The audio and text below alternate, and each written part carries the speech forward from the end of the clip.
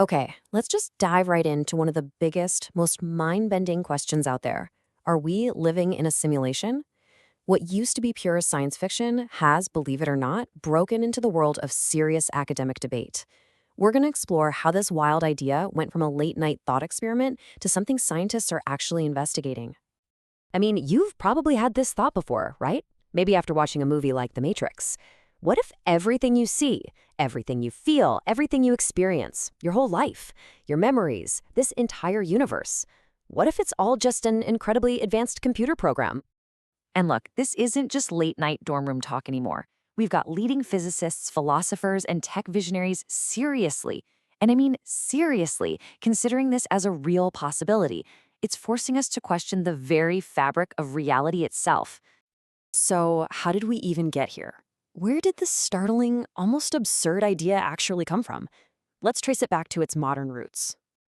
The guy who really dragged this whole concept into the academic spotlight is a philosopher named Nick Bostrom.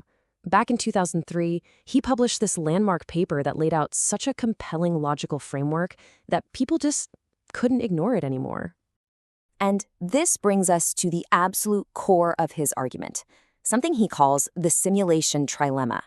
It's this really powerful piece of logic that basically says one of three very strange but unavoidable possibilities about our reality has to be true.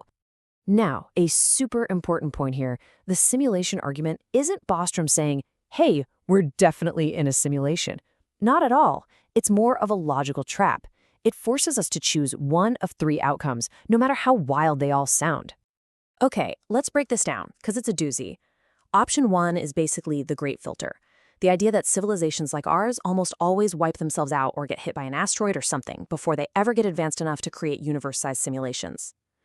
Option two is what you could call the disinterest route. Maybe advanced civilizations could run these simulations, but for whatever reason, ethical maybe, they just don't. They lose interest. But if one and two are false, well, that leaves option three, that advanced civilizations do create these simulations, they create a ton of them, and if that's true, we are almost certainly living in one. It all comes down to a numbers game. That's the statistical trap at the heart of it. Think about it. If even just one civilization in history gets super advanced and runs, say, 1 billion simulations of its past, the number of simulated people or simulated minds would absolutely dwarf the number of real, original biological people. So just based on pure probability, the odds would be overwhelmingly stacked in favor of you being one of the simulated minds, not one of the originals. So with this powerful logic in our back pocket, some scientists started looking around and asking, okay, are there clues? Are there little glitches in the matrix we could actually find?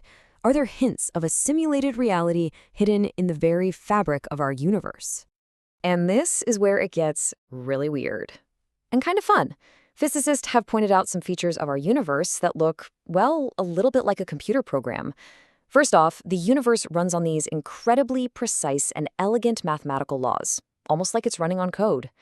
Then there's the fact that at the absolute smallest level, space itself isn't smooth. It seems to be pixelated into these tiny, discrete units called the Planck length. And get this, quantum mechanics suggests that reality doesn't even bother to decide what it is until we look at it. Talk about a great way to save processing power, right? Only render what the user's looking at. And finally, the fundamental constants of physics, like the strength of gravity, are so perfectly fine-tuned to allow life to exist that it's almost as if someone deliberately dialed them in. But hold on. Of course, it's not that simple. For every strange clue that suggests we're in a simulation, there are some really powerful counterarguments. This is not a settled debate by any means. It's a fierce intellectual battle. This brilliant quote from physicist Sabine Hossenfelder just nails the main objection. Think about it. Back in the 18th century, the universe looked like a giant, intricate clockwork machine, because that was the hot new tech. Today, we live in a digital age, so of course we see computers and code everywhere we look. The big question is, are we actually uncovering the true nature of reality, or are we just projecting our own modern metaphors onto the cosmos? All right, let's put these arguments head to head. So the universe is built on math, right? Well, maybe math is just the best language we have to describe it. Reality seems pixelated. Again, maybe that's just us seeing our current tech everywhere. The simulation idea might explain fine-tuning, but it creates a brand new massive problem. Who simulated our simulators? And who simulated them? It becomes an infinite regress, turtles all the way down. And maybe most importantly, this all assumes that consciousness can even be simulated. Can a bunch of code ever truly be self-aware? That is a deep, deep unanswered philosophical question. And this leads us to the biggest headache for scientists. The hypothesis might be fundamentally unfalsifiable. A perfect simulation would, by its very definition, be perfectly indistinguishable from a base reality when you're on the inside.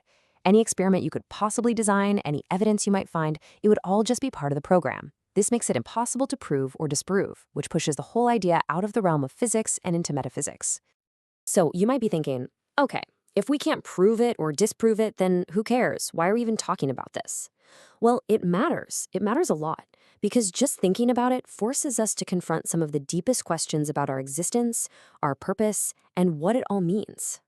This is the question that just naturally follows, isn't it? If we are characters inside a program, then who wrote the code and why? Our entire search for meaning gets completely reframed. Are we just data points in some massive cosmic experiment? The potential answers are, well, they're pretty unsettling, and they really strike at the core of what we think it means to be human. Are we a research project? Are we just entertainment? Like the ultimate reality TV show?